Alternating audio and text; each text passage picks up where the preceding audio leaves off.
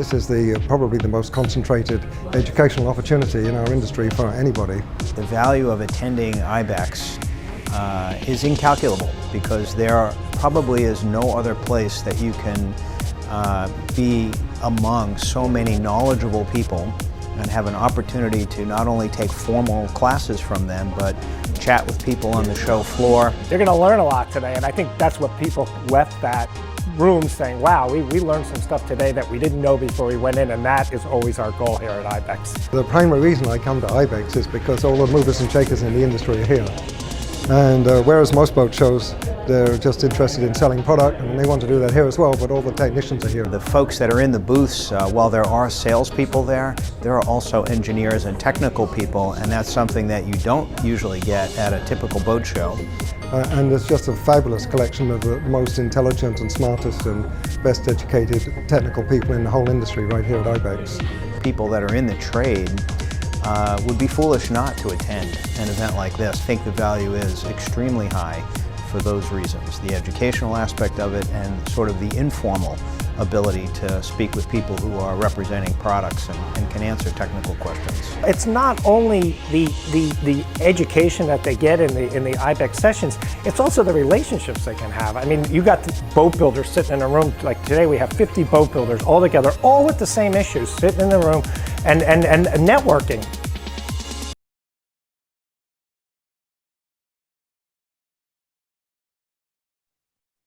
Thank you, Laura. Let me go ahead and share my screen. So thanks everyone for taking the time to join our webinar today, all about proposed tax law changes from the Biden administration and the Senate. My name is Michael Lauer. I'm the senior manager here on the Credits and Accounting Methods team at Bekaert.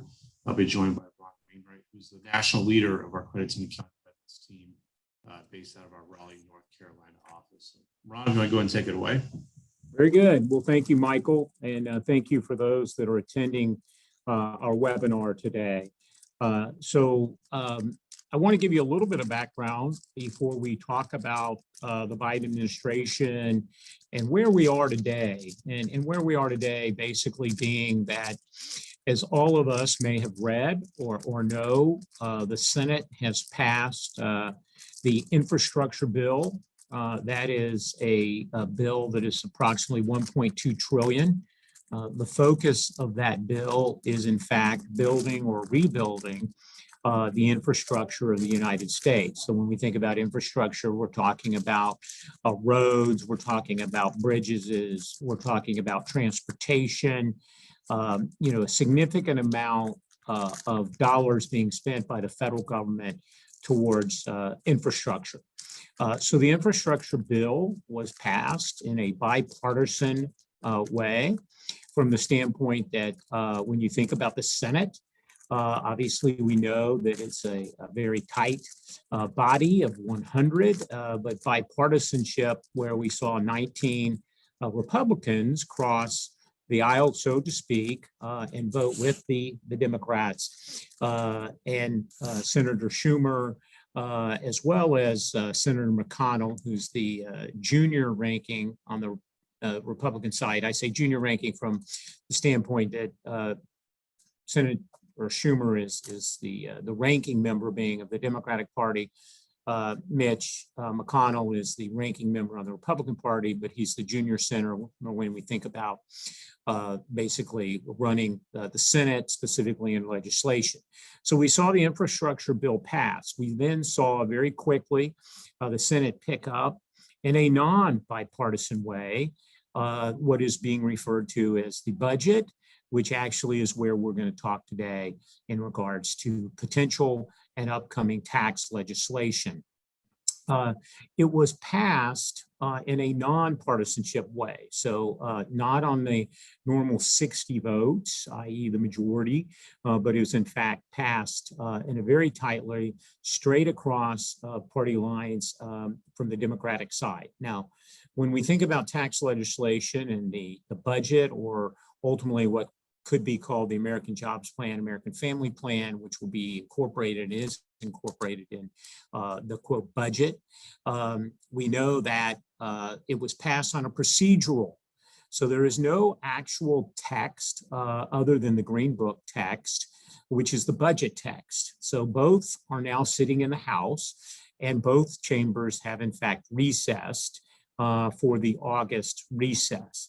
Now, Speaker Pelosi, who is obviously the ranking member on the House side, as the Democrats have the majority in the House, has indicated very strongly that I will in fact bring the House back prior to the normal August recess so that we can take up both the infrastructure bill as well as the budget, as well as tax legislation, because that's really what the budget is about. And the reason I give you this background is because Speaker Pelosi has been very vocal in her comments that she will tie and is tying the passage of the infrastructure bill and the passage of the budget together, so that you have a 1 trillion spend in infrastructure, and depending on how you want to score the current budget and or tax legislation in a revenue raise, et cetera, it's about 3.1 trillion dollars. Now, there's been some comments made by senators, I should say, in plural, that it'll be about a $3.5 trillion quote budget bill, which obviously is a significant amount of revenue raise, which is where we're going to talk. So keep in the back of your mind that when we talk about tax planning and tax legislation, what is going to occur? The House will come back towards the end of this month, August 27th specifically, and they will immediately pick up the infrastructure and the budget bill. I give you this background because the government is on a September 30th year end, which means the government technically hits the debt ceiling, as it's referred to, because we're right now over 25 trillion. And so there's not a lot of approval left to the debt ceiling. We run out of money, so to speak, from a debt ceiling perspective in early to mid September. And of course, we have a fiscal year end of 9/30. So stay tuned because you're going to see a lot of information starting August 27th through probably September 15th, including raising the current debt ceiling, which, as I've already indicated, is at $25 trillion. So this webinar is about a plan and be prepared. So we're going to review with you some key pillars, as I refer to them, in regards to the Green Book or the Americans Job Plan and Americans Family Plan. That's all wrapped together within the budget, which needs to be passed. So, so we want to make sure you're planning and that you're prepared. Tax law changes obviously are very critical. You need to do some things prior to 12/31/21. The reason for that is that all of the provisions are expected, which we will likely see a passage in the October timetable is what is expected. But all of the passage will be prospective and be effective for taxable years ending after December 31st of 2021. So that means everything goes into effect January 1 of 22. So we know that rates are increasing. We know that in some key proposals, whether it's the top individual rate resetting back to pre-Tax Cuts Jobs Act of 2017 to 39.6 from the current 37%. We know long-term capital gains tax rates, which we'll dive into a little bit more, could and are likely to go as high as 43.4%, which basically means that you're going to be looking at ordinary income tax rates and higher when you think about capital gains in excess of $1 million. Now, that does include, as we put in our slide, the net.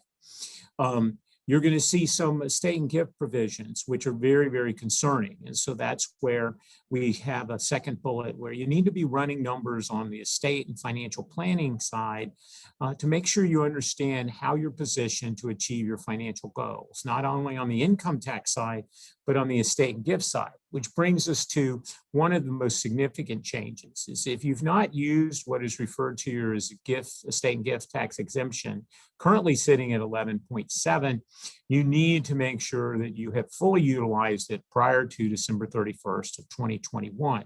So as a firm, we are going through a lot of year-end planning in anticipation of the October passage, which will and must occur because the federal estate tax rates, which is technically on a sliding scale, are going to tax anything over 3.5 million compared to the 11.7. So obviously a significant reduction in taxation there. And then as we're going to go through and identify other opportunities to realize capital gains and accelerate income into the 2021 year, which is often referred to as the rate arbitrage year. So obviously as rates go up in 2022, corporate rate as well will increase from 21 to 28%. Obviously, we've already talked about individual rates. So next slide, Michael. So let's kind of dig into the top brackets and the limiting of what are referred to as our itemized deductions. And clearly within the campaign, underneath President Biden and the administration, they felt very strongly that taxpayers with income over $400,000 was, so to speak, a target level of income tax payers that would bear the brunt of income taxes increases. So we talked about, current 37% at the individual rate. We've got some $10,000 limitations on state and local income taxes. And then, of course, you can read the slides. The proposal is to increase it to 39.6. But this is where it gets very interesting is when you think about Medicare tax, when you think about phase out of itemized deductions, this is where that 39.6, that restatement of the quote pre-tax cuts Jobs Act rate could actually go much higher. We've actually modeled out that individuals could be in excess of 45% at the federal level, not taking into account the state level taxes because of the phase outs, as well as, of course, the 3.8% Medicare tax over 400,000. And as we know, this is what's called the donut hole, which is basically where you cap out approximately 150, and then you have this hole, and then at 400,000 above. Now, this is very applicable because most in the marine industry are pass-through entities. So we're looking at S corporations significantly, as well as partnerships. So that is a challenge. We would expect this provision will pass because of the requirement, if you will, of revenue raise around that 3.1 trillion or 3.5 trillion to really begin to lower the debt ceiling, as well as even if you were to score the bill or the potential impact of the Green Book over a 10-year period, which is a normal scoring, you're going to see actually an increase in debt of the country. So pay attention on the income tax individual side, specifically in the pass-through area, because this could impact your business substantially. And so a lot of planning needs to occur to accelerate income, and then obviously potentially defer deductions into the 2022 year, where a deduction is going to be worth, a minimum of probably 5 to 6% of every dollar that you can push. And then income, if you can pull it forward, is going to be, even a larger piece. So next slide, please. So now let's kind of go through capital gains and tax rates and ending of what's called carried interest or the preferential treatment. And then also tax-free exchanges, or what are often referred to as 1031. This really is more impacting real estate, but obviously all marine manufacturers and those attending IBEX are going to have a real estate concern. So what does that mean? That means that when you think about capital gains, specifically taxpayers with over $1 million in income, there is not going to be a concept of a capital characterization of that gain. It's going to be an ordinary characterization of that gain.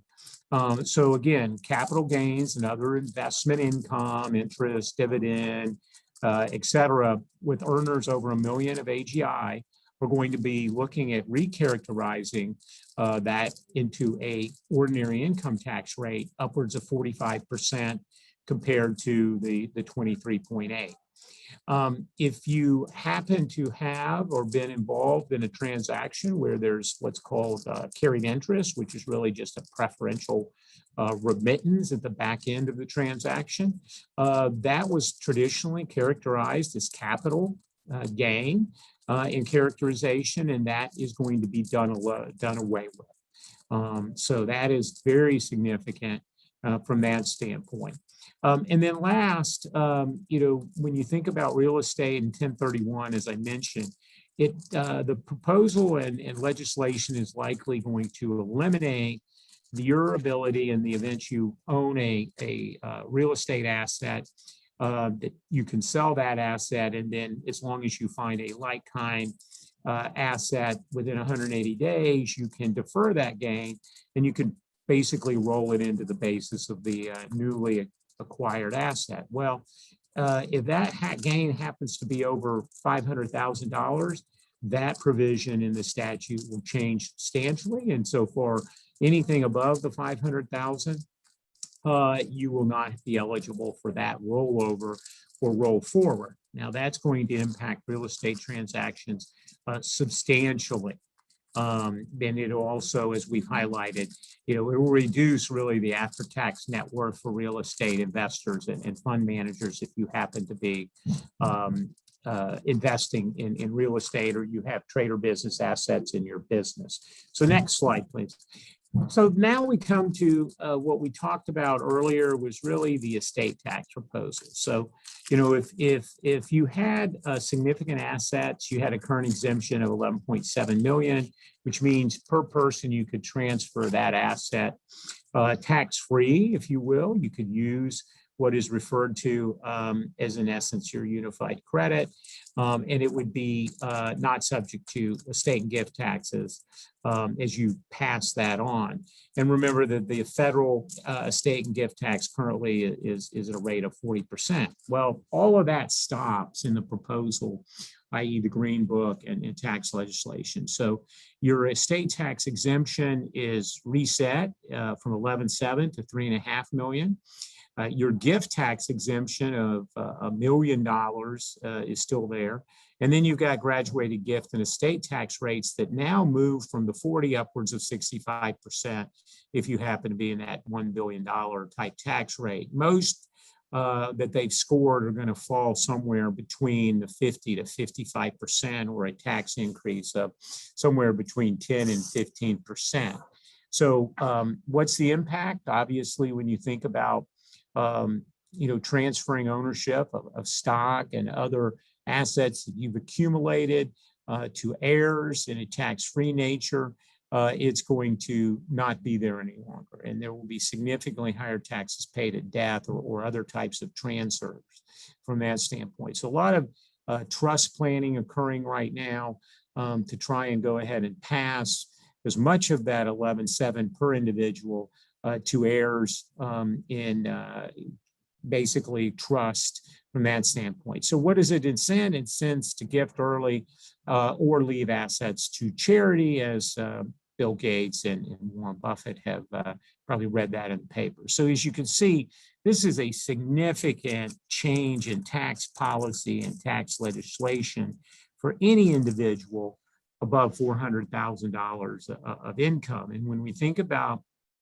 those attending IBEX and those in the marine industry and partnerships and pass-throughs, that is probably 80 plus, 90 plus % of companies that are owned either closely held and or by one owner. So substantial impact, not just on the income tax side around the recharacterization above 400,000, but also in regards to obviously estate and gift planning. So we've seen more and more companies, unfortunately, selling pre-January 1 of 22. We're not suggesting you consider that, but there's certainly a lot of activity, a lot of contraction in the marine industry, as we've written a number of articles in Sounding Trade, et cetera. So next slide, Michael.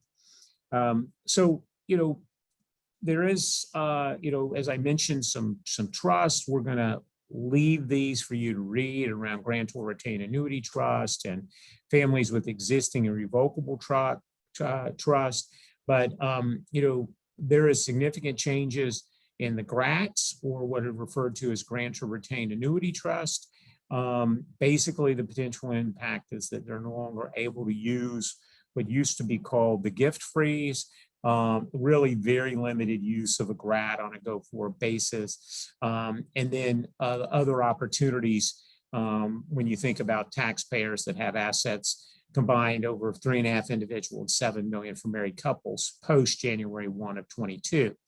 And I'll make a comment. So when you think about the Tax Cuts Jobs Act of 2017, or what would be deemed to be a rollback of tax rate increases under prior administrations and lowering of income tax rates, estate and gift rates, it is very hard, as you saw in the Tax Cuts Jobs Act of 2017, really roll back income tax rates once you've increased the rates. So, very, very difficult to do.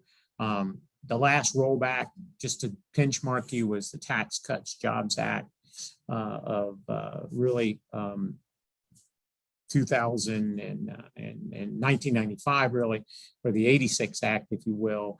So, to roll things back is very challenging. And so as much planning that can be done now, because we will see tax legislation. Increase of rates will go up, whether you're a C corporation and or a pass-through entity, being that individual, you could be looking at 45+%, plus other implications as well. So next slide, Michael. The next thing I kind of want to talk about is just, highlighting this slide from a grantor trust perspective. So pay close attention in the event that you have a GRAT or a grantor trust right now. It could be very significant depending on your planning. Next slide, Mike. So, there's also some planning around wealth transfers, around valuation discounts, where you can value a minority interest in an LLC, and you could argue that there was a lack of marketability and a lack of control, and therefore I would receive a discount that could range literally up to 50%. We normally saw 30 to 35%, but the proposal eliminates all that, and likely the discount's only available for interest under likely 10%. So where does that apply? That applies when you own your business and you are granting to either your family members and or others, so to speak, a minority interest in the business, 2%, 5%. And so you could always discount that so as to not pay as much prior gift tax and not use that unified credit as well. So there's really this big disincentive to gift interest into family entities that will take effect January 1 of 22. Next slide, Michael. Another change where currently you can give up to $15,000 a year to an unlimited number of donees. So if I had 4 children, I'm allowed to give each of them $15,000. If I have a spouse, then I could give each of them $30,000. So, I could literally gift up to $120,000. But now you've got a per loan limit of $10,000 and a per donor limit of $20,000. And so, as you can see, a significant limitation on annual exclusion planning. And the goal is to really make taxable gifts by the administration. So obviously, it's a lot of revenue raised there when you think about state and gift tax, when you think about income tax, let alone what you're going to see at the state level, because normally states adopt what's often referred to as piggyback off federal legislation, because states also want to run and raise revenue. Next slide. So when you think about GST or generation skipping transfer tax proposals, this is being impacted as well. So you can see there is what has been said is that a significant attack on individuals that have earned over time and accumulated wealth post January 1 of 22. As I said here, the proposals would actually terminate the GST tax exemptions and trust after 50 years in the Internal Revenue Code. So pay close attention to this. Let's go to the next slide, Mike. So the Treasury Green Book, we kind of talked about that. What is it? It is actually the Treasury's explanation of the President Biden's administration's fiscal year 2022 budget. So as he has budgeted spend, he's also budgeted revenue raises, and it was released May 29th of 21. It is broad strokes, but it outlines the policies of revenue raise and incentives and how I'm going to pay for my spend. So this discussion really combines two pieces of tax legislation that we saw called the Americans Jobs Plan first, and then the Americans Family Plan. So let's try and go through these a little bit quickly because we want to be respectful. So if you are a multinational company, the international provisions become extremely complicated when you think about what's referred to as GILTI, which is really the global intangible low taxed income. So again, if you're multinational, this is going to impact you specifically. Specifically, you've got this provision around qualified business assets, investments. Those would be eliminated. If you have a deduction, which you're eligible for, that deduction is reduced by literally 50% to 25%. Which ultimately reduces the deduction by increasing your overall rate from 10.5% to 21%. So if you're a multinational, you need to pay close attention to the international provision. So GILTI is kind of where we start, and then we move on to some other provisions that are in the Green Book and the AJP and AFP. International multinational companies are, again, very similar to individuals earning over 400,000 under significant attack from the standpoint of a revenue raise. So next slide, Michael. The FDII, as it was referred to, was the foreign derived intangible income, where we had, again, some the ability of a deduction. And as I've already said, this would be reduced to 25%. And there lies some challenges, candidly, because multinationals use this significantly, and it was an attempt to really kind of level the playing field from that standpoint. There's some general business credit concerns in there as well. We're not sure, because we know that the marine industry takes advantage of R&D provisions. We're not sure how those will be expanded and amended candidly. So let's go to the next slide. So when you think about what's also called BEAT and SHIELD, so there's a lot of acronyms. There's GILTI, there's FDII, but BEAT is base erosion and anti-abuse tax. It would be repealed, and then what's called, in essence, SHIELDs, or what's called harmful inversions, where I could move my company offshore to invert it and use or chase a lower tax jurisdiction. SHIELD would basically disallow your deductions to a domestic corporation that has branches outside the US. And then there's also implications. All of this, again, effective January 1 of 22, but really here, just to point out, it'd be effective for tax years beginning after 2022. Next slide, please. So now let's talk about some other ones. So, again, we've mentioned the deductions allocable to exempt or preferential income, as we refer to it, the anti-inversion provisions, where I can invert, and then there's also some hybrid rules. Just, making you aware. Next, Michael. Corporate tax rates going up. This will be an interesting provision to watch. I will tell you that we went from 35 to 21 in the Tax Cuts Jobs Act. That was under President Trump, as we know. President Obama had actually recommended and suggested, and during his administration, that the 21% be increased to 25%. And there is some negotiation occurring in the House Ways and Means and Senate Finance Committee, where we may see corporate rates at 25. So why do I kind of pause and tell you that?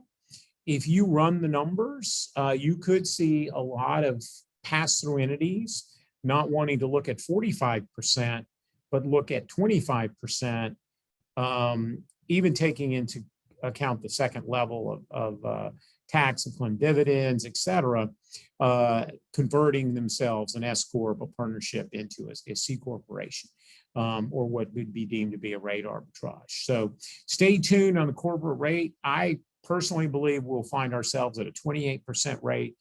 That's only because of the scoring of the bill we've seen. Next slide, Michael. So there will be a number of interest limitation provisions that are there. Pay attention to that if you are a multinational as well, because there's some provisions there. But basically, there would be kind of a financial reporting analysis around interest limitations and what would be deemed to be disproportionate borrowing in the US. And this is simply to level the playing field. And as you can see here, that's one of the things that happened in what's called the SHIELD or the anti-inversion rules, as well as some other provisions. Next slide. There is also on large corporations, not suggesting you are, but in the event you were a multinational, as well as a large corporation, then you would find yourself in an overall worldwide 15% minimum tax. So the worldwide book income would be completed on an analysis basis, and you would be looking at a 15% book income is the stress. It's not taxable income, it's book income that you could find yourself in that 15% minimum tax. Next slide. So now let's talk about some of the things that are very interesting in the Green Book. We know that President Biden is, as well as Vice President Harris, has really focused on energy and becoming less dependent, but not less dependent on oil, but really shifting the paradigm to more what I'll refer to as clean energy, or what's often referred to as green energy. So there's 13 fossil fuel related tax incentives that ultimately will be repealed. Why do I say that? Because again, it goes to the policy as I want to basically pivot to alternative energy, but I want to pivot away from, I'll say, dependency on oil. I want to, so I'm not trying to take the country, to limit oil, but I'm talking about totally new energy supply. So how do I do that? Well, I remove the fossil fuel tax incentives, expensing of the IDC or intangible drilling costs, accelerating amortization currently there around air pollution controls. I just repeal all those, and it will force taxpayers to look for more clean and green energy, or really alternative fuel, non-oil oriented, non-oil energy, so that we in essence are not dependent on, I would say, the cartels who control, obviously, oil production. Next slide. When we think about energy incentives, it's all about renewables and alternative energy credits. Significant extensions when we think about solar, geothermal, hydroelectric, battery, lithium, other types of what would deem to be clean energy. In the infrastructure bill, you may have noticed that there is a significant spend to put in electrical chargers for all cars. So if you drive a Tesla, you know that Tesla has a map that you have to map out to, in essence, stop and recharge the Tesla. Well, those chargers only fit Teslas. So part of the infrastructure bill is to build electrical chargers throughout for all types of electrical vehicles. So we see a lot of energy incentives in the new, I'll say, tax legislation. Keep going. So some new ones are an investment in electrical transmission infrastructure, credit for electricity generation from nuclear power facilities.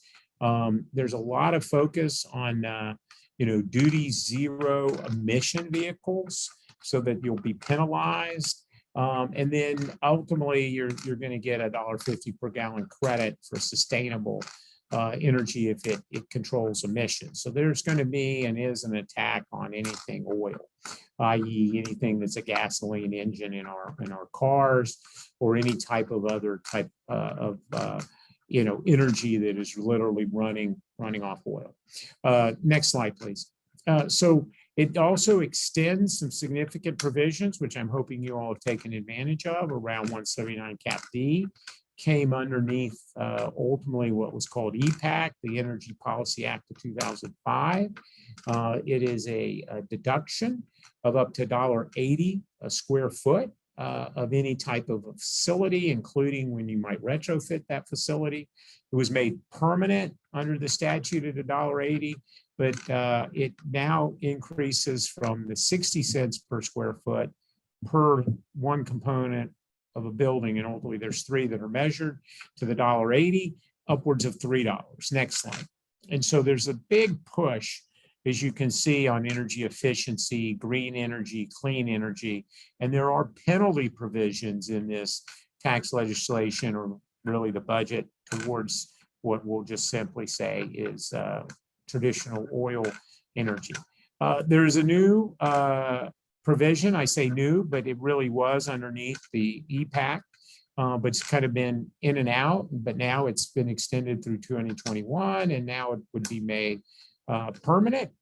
This is where we see what are called residential energy efficiency credits, encouraging owners to build more energy efficiently. This is just a provision which makes sure you understand it's out there. You all might have some real estate investments. Next slide. A lot of housing credits that are occurring, predominantly in shifting wealth into rural areas of our country. There's a new neighborhoods homes investment credit, or what's called NIC. Everything's an acronym. And this is really on top of really a steroid shot into what's called the low income housing tax credit, or often referred to as LIHTC as the acronym. And then this is all on top of the new market tax credit that would be permanently extended. So you can see there's this incentive, or what I often refer to as the carrot, and then there's the stick, where I'm going to penalize you around income rates as well as loss of deductions in this upcoming tax bill or the budget. Next slide.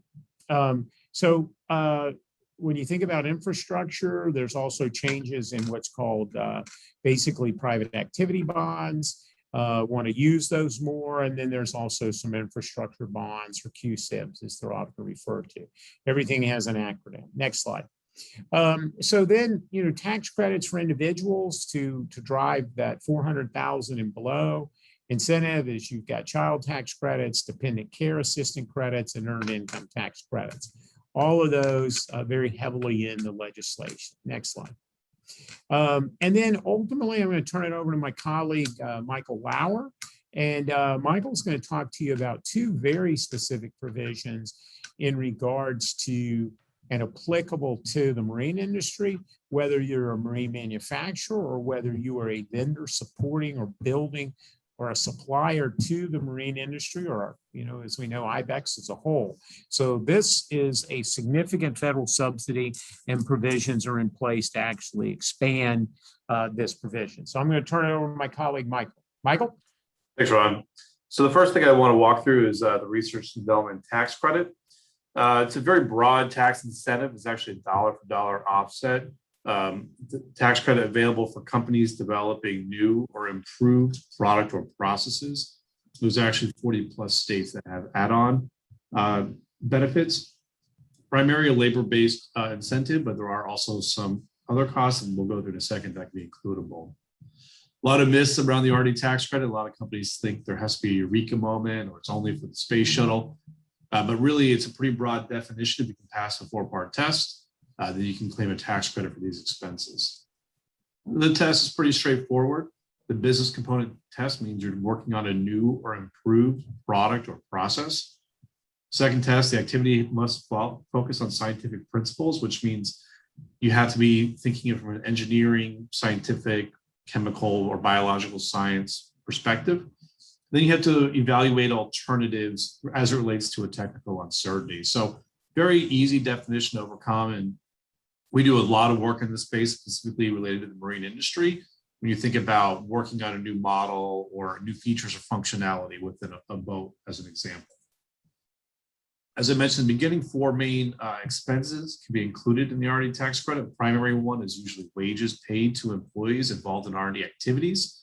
That can be those directly involved and those also directly supporting or supervising. And what we often find in a mid-sized boat worker is that, or a boat manufacturer, is that most of the employees, probably 70 to 85%, are involved in the R&D activities one way or another. You know, whether it's the engineer who starts off with the design change, well, you have to have the lamination department actually build out that design change. So that's where we see the wages. Supplies used or consumed can also include prototypes. So if you are a manufacturer making a tangible item, the supplies that go into that first prototype batch to prove your new design or your new theory, that can be included. Contract research can be included as long as the third party is based in the United States and your company maintains the intellectual property rights. We see a lot of this with naval engineers, naval architects. If you do fluid dynamic studies, if you have a third party verify the safety or accuracy of your measurements, all of that can be included as well.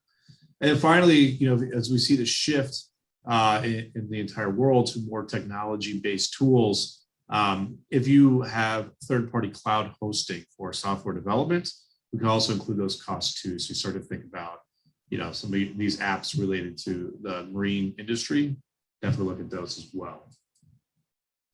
How much is the credit? It's different from a deduction and some of the other things that we walked through before, and then it's a dollar for dollar offset of any taxes owed or paid. So the value of the credit won't be affected by these proposed tax law changes. So it's something that you definitely want to keep in mind, especially if you are facing a larger tax bill for essentially the same activities as the prior year.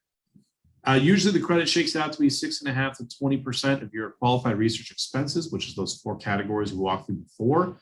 And so if you've been having these activities for the last couple of years, the good news is we can actually claim those credits from prior years through amending your tax returns, and you actually will get a refund back from the IRS. You know, most people don't believe it, but it is actually true. And the good news is if your company's in losses now, you can claim the credit and it will carry forward for 20 years. So even if you can't use it this year, it will have future value. Something else is if you plan on exit, which we've seen so much of in the marine industry already, those credits could have value to the buyer depending on how you structure that transaction. Something that the PATH Act did in 2015 was actually enhance the credit for startups. We don't see a lot of this in the marine industry, but I did want to include it just in case there are a few companies that would fit this. So basically what it is a company with less than $5 million in gross receipts that has had 5 years or less of total revenue can claim the R&D tax credit against payroll tax. So that's the OASDI or Medicare taxes, the employer portion. Fantastic opportunity for maybe a pre-revenue or a pre-taxable income startup company that's still involved in qualified research activities. They'd be able to claim the tax credit. Something else that the Tax Cuts and Jobs Act did that Ron mentioned earlier is it did repeal corporate AMT. So in the past, if your company was claiming the R&D tax credit as pass-through and the credit was being limited at the shareholder level or the partner level because of AMT, that's no longer a problem as long as the company is less than 50 million in gross receipts. So fantastic opportunity again for these shareholders and partners in a pass-through to take advantage of this really valuable tax subsidy. Wanted to keep this slide here too. We didn't talk about it before as a proposed change. As of now, this is the law that tax years beginning after 12/31/2021 or next year, taxpayers must capitalize and amortize all R&E expenditures or research and experimentation expenditures. Basically, a very similar definition to the regular Section 41 R&D tax credits. But this will be an extra cost of compliance for companies. Even if you're not claiming the R&D tax credit, this is something that you will have to track internally. So the bad news is that, let's say going back to that boat manufacturer example, you have $1 million worth of expenses related to developing a new prototype, you're only going to get to deduct 1/5 of that expense in the current year, and the other 80% will carry forward, and you'll be able to deduct that over 5 years. So there is talk of this going away. A lot of specialists have written in and don't really agree with this, but something that you should definitely be aware of. And then let me skip that. And the second subsidy that I wanted to walk everyone through is the employee retention credit. So this is related to all of the opportunities presented as part of the pandemic. So this was something that President Biden came out with. It's been around for a while, but it was enhanced as part of the COVID Relief Act, where if your business suffered economically through the pandemic, there's an opportunity for extremely valuable tax credit, significantly more valuable actually than the R&D tax credit. So PPP borrowers, so if your company claimed PPP in either 2020 or 2021, you actually can claim the employee retention credit. It was enhanced that universities and entities, medical or hospital care, can also claim it in 2021. Basically, though, there is a gross receipts test. If your company had a 20% drop in gross receipts, and we'll walk through a chart here in a second, then you'd be eligible to claim this credit of up to $7,000 per employee per quarter. So it's extremely valuable tax credit. That $7,000 is 70% right here is on the first $10,000 that an employee earns per quarter. So this is the breakout of the 2020 versus 2021 rules. The ERC was significantly enhanced for 2021. Like I said, a maximum credit of $14,000 per employee, exactly, very, very valuable tax credit. And we've seen a lot of these where, companies are getting, $100+ thousand refunds back from the government due to a drop in gross receipts. So to figure out whether or not you're an eligible employer, there's two tests. There's a government mandate test, where basically the government said your operations were fully or partially suspended due to COVID-19. So us as a CPA firm, we wouldn't qualify since we were able to work remotely, but we see a lot of this in restaurants and hotels and other businesses that were forced to close or severely limit capacity due to the pandemic. Or there's also the gross receipts test. So for example, if your first quarter 2021 gross receipts were less than 80% of your first quarter 2019 gross receipts, then you can claim the tax credit for those employees of up to $7,000 per quarter. So it doesn't have to be a huge drop for 2021, but an extremely valuable subsidy. And even though we are almost we're halfway through Q3 already, we can still go back and retroactively claim those credits for Q1 and Q2. So if this is something that you're not aware of and you think your company may qualify, I would highly recommend taking advantage of this extremely valuable subsidy. And the good news is this is not an income tax credit. This is a payroll tax credit. So it's essentially refundable. So if we were going to go back to Q1 as an example, you've already paid in those payroll taxes. And so it would come back out as a refund. Qualified wages, the limit is up to $10,000 per employee per quarter in 2021. So essentially, any employee you have that makes $40,000 or more will be fully maxed out under the 2021 rules. The credit would be that 70%. So again, extremely valuable for companies that did either pass the government mandate or the gross receipts test. And again, just really quickly, it applies to OASDI Medicare taxes, so it's essentially refundable. And it can include FMLA, startup costs, and nonprofits. So, you wouldn't have to focus too much on just the box one amount. So again, extremely valuable. And so we really appreciate everyone joining us. I know we went through a lot of information extremely quickly. And we did want to make sure we opened it up. If anybody had any questions for us right now as it relates to any of the provisions we've walked through, feel free to add it in the chat and we will be able to see it there.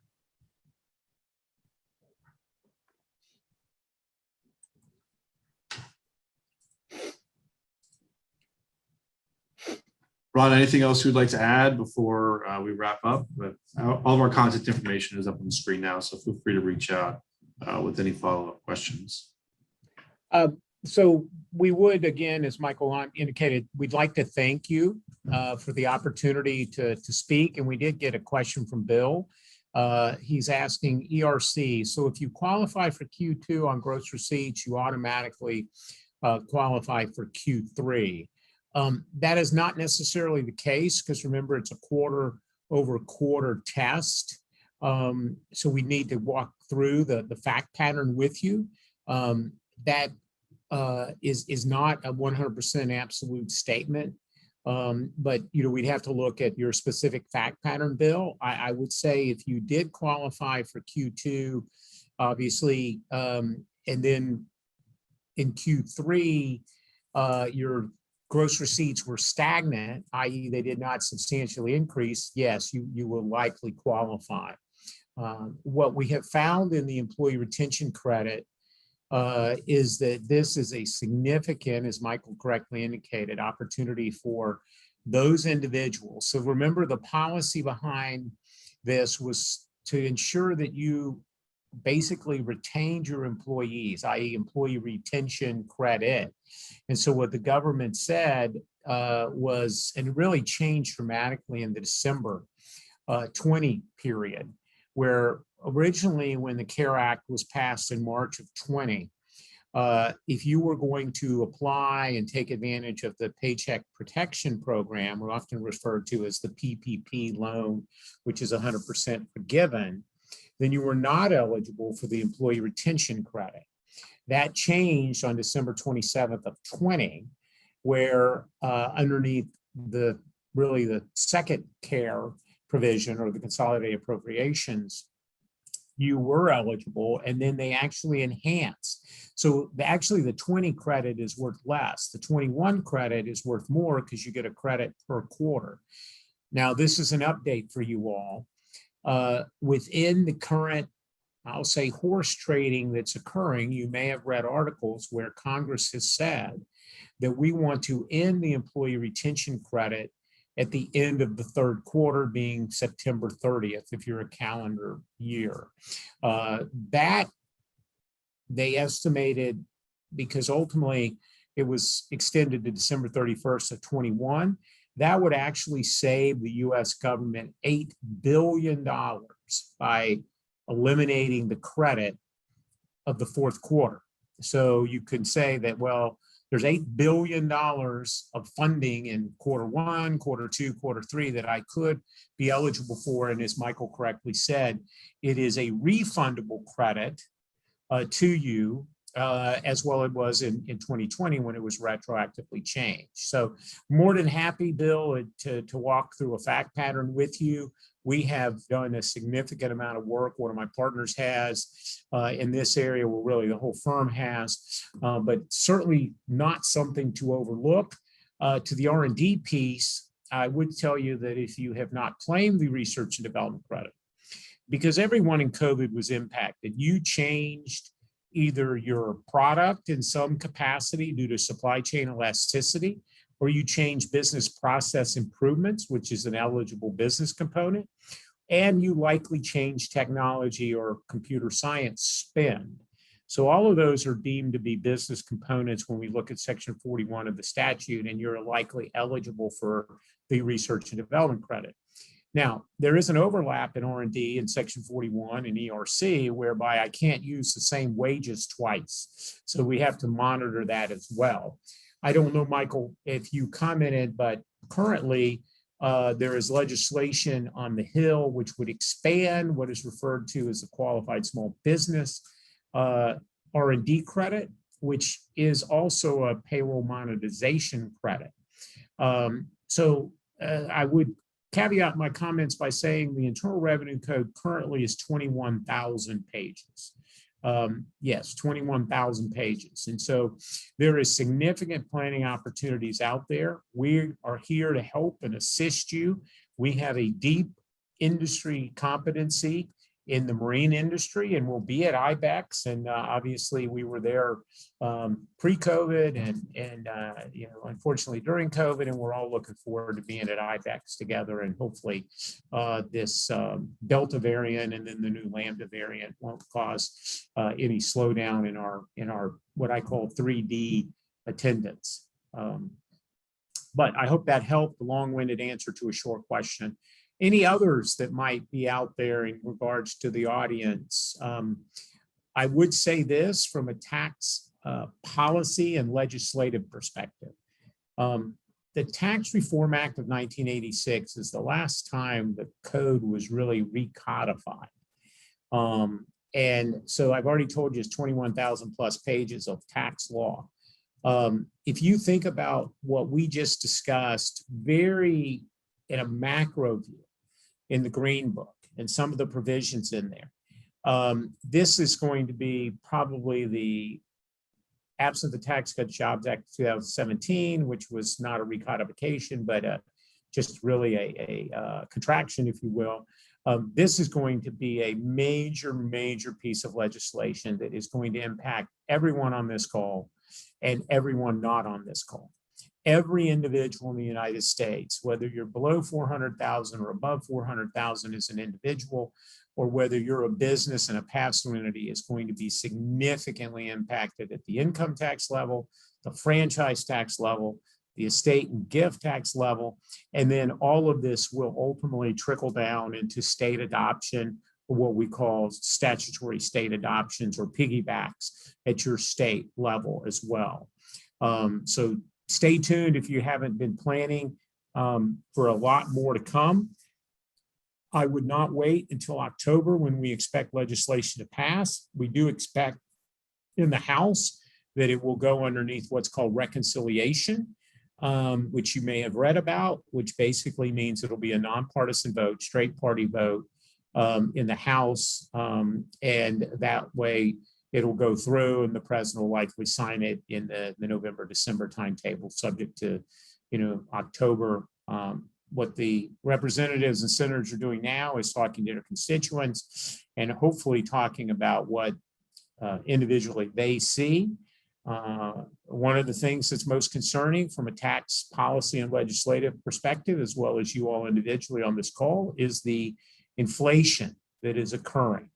And so what is going to slow inflation down is the Fed will begin to stop the buyback of the bonds on a monthly basis.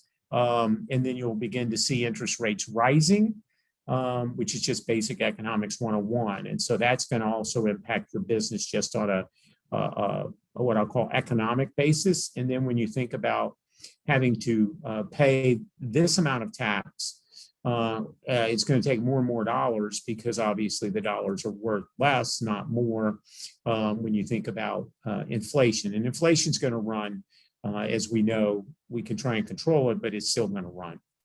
Any last questions before we sign off, because it's coming up the top of the hour? Well, we again want to thank you. Michael is obviously a very talented professional on our team. We have 38 others, and we would love to have an opportunity to talk to you about credit, incentive, accounting method matters. How do I accelerate revenue, and how do I defer a deduction into the future? So thank you so much, and we will let you get back to your day.